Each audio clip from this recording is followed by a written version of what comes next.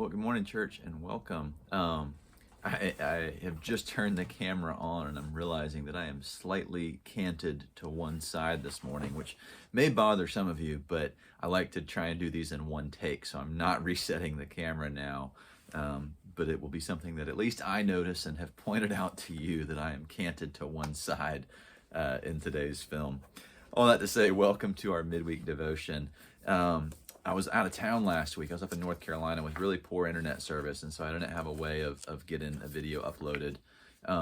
But wanted to come to you today, give you a couple updates. I've got a couple of books in my lap today, a prayer book here as well that we'll pray from in a few minutes, and a paper that I wrote not many, but about 5 or 6 years ago now, which feels like many. So, a couple of updates. One,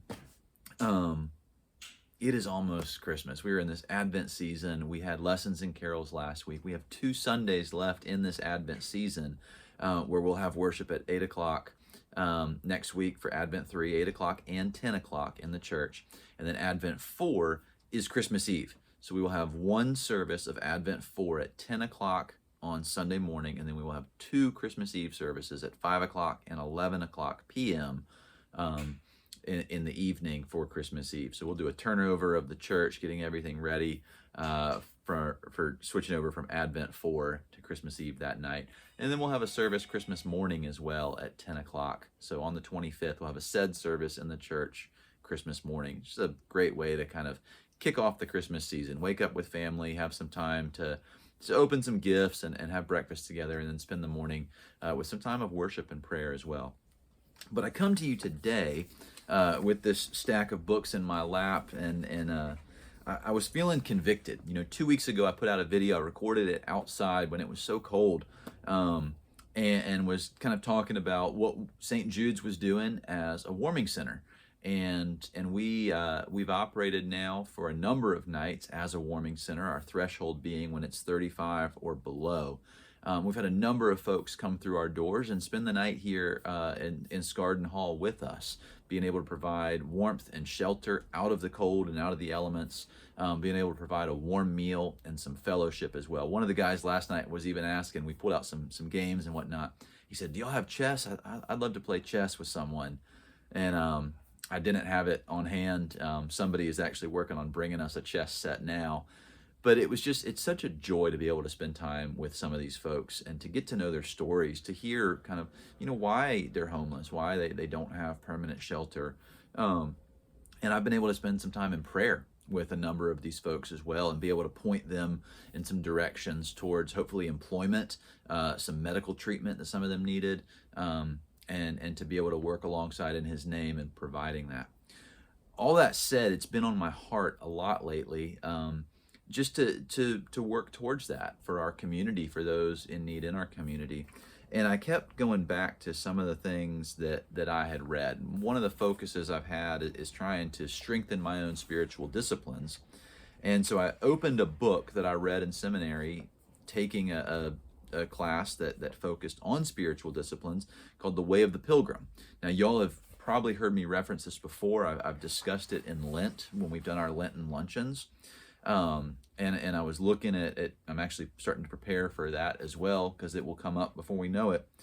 But I was reading some stuff I'd highlighted in this book years ago, and it convicted me. And of course, I was still thinking through some of these things. But it says, we run from any encounter with our real self, choosing aimless trifles over the truth.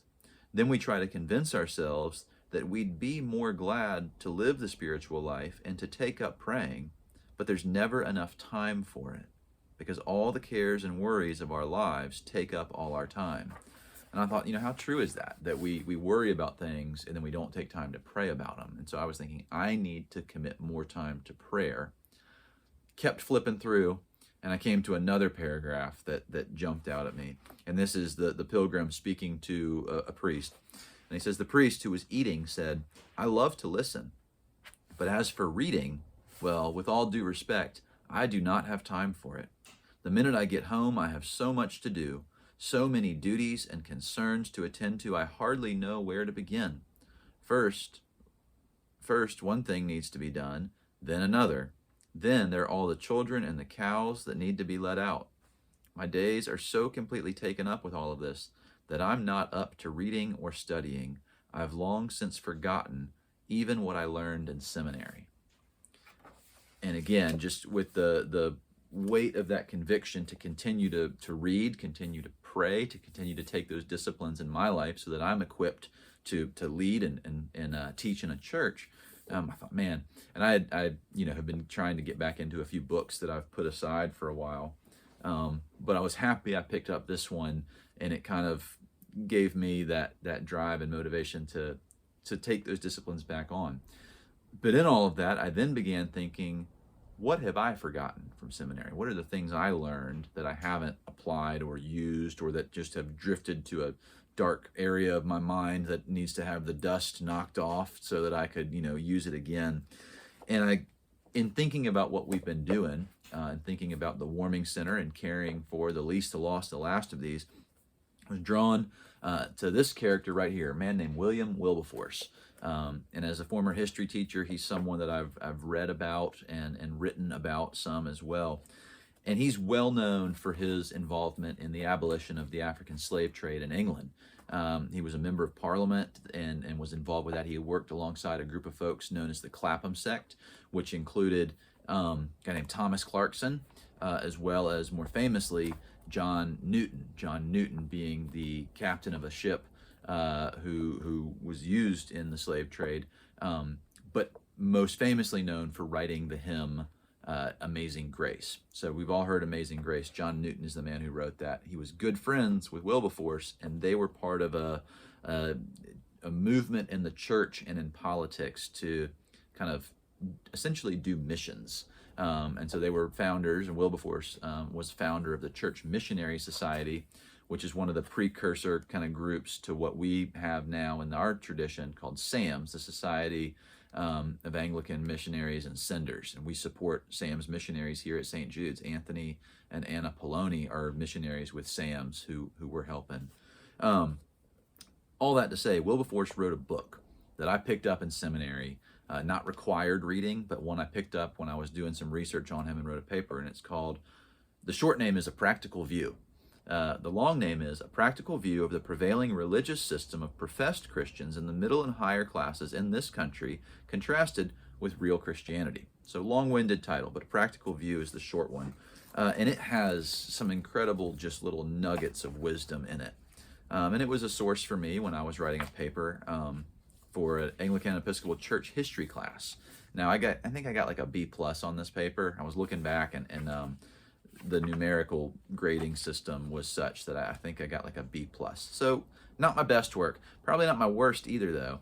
But I wanted to share just a couple things from this paper and ultimately from that book with you again. And if any of you would ever love to talk about this more, I'm happy to. As a former history teacher, this is some of the stuff that I'm passionate about. But Wilberforce and others who wrote about Wilberforce talked about how in 18th century British society, there had been a retreat from the historical Christianity that had earlier been such an important aspect and part of British history. And that was the Christian character of that nation.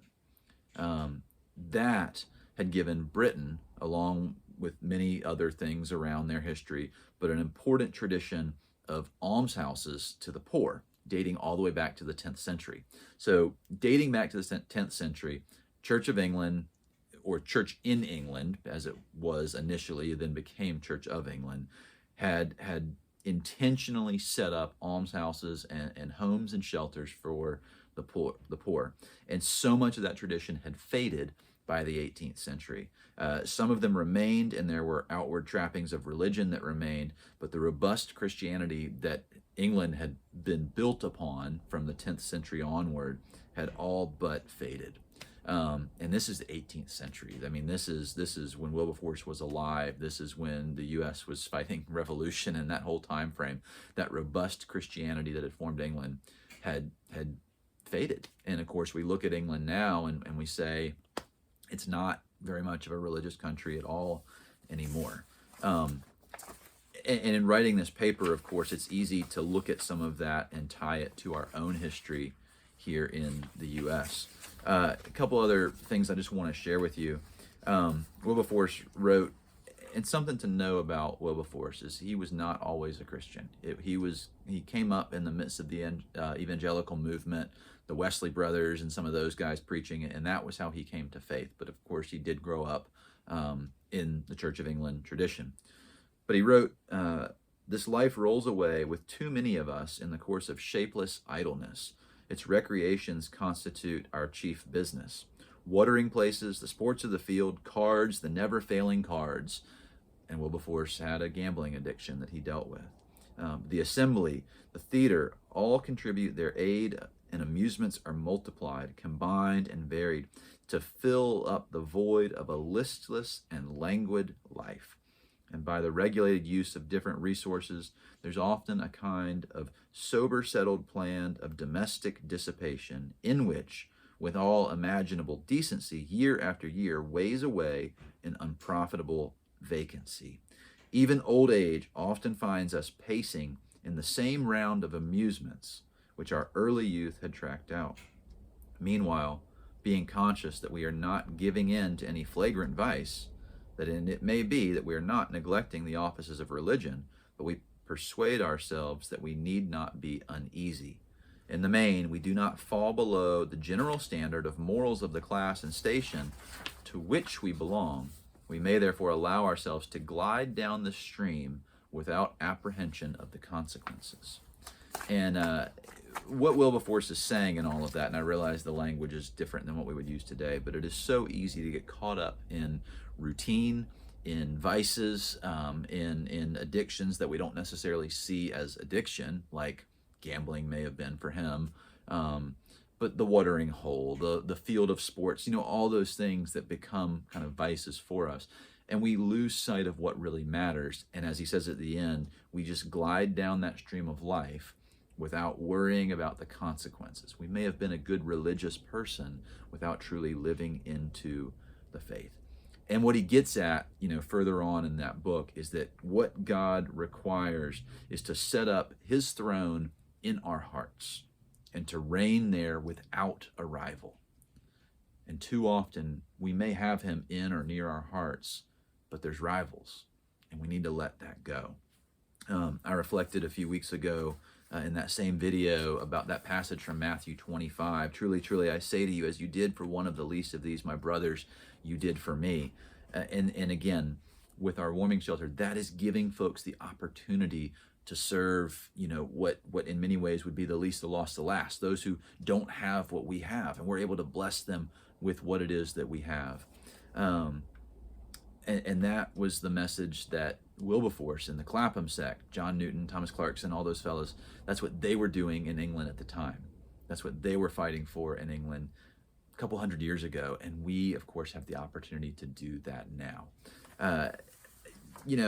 So much fascinating history, the cycles of history that go on in this. But I don't want to forget what I learned in seminary. I don't want to forget what I learned in the mission field. I don't want to forget the things I've read that allow me to have teaching moments. And I would love to have this be a continued conversation amongst us. I do want to close this morning in prayer. This is a prayer written by Thomas Aquinas, another guy from church history in our prayer book. This is prayer number 94, and it's for a virtuous heart. And it's one that I think is good for us as we take on spiritual disciplines, but also as we have the opportunity to serve others, that we would do so out of virtue, out of love for God, out of love for people created in his image. And so I want to invite you to join us in volunteering to serve folks in need. So questions about that, comments, reach out to us, reach out to In His Name. If you want to go that route, we were working alongside them, have a great relationship and partnership with them. But in this holiday season especially, in this cold winter season especially, there are people in need that we have the opportunity to help.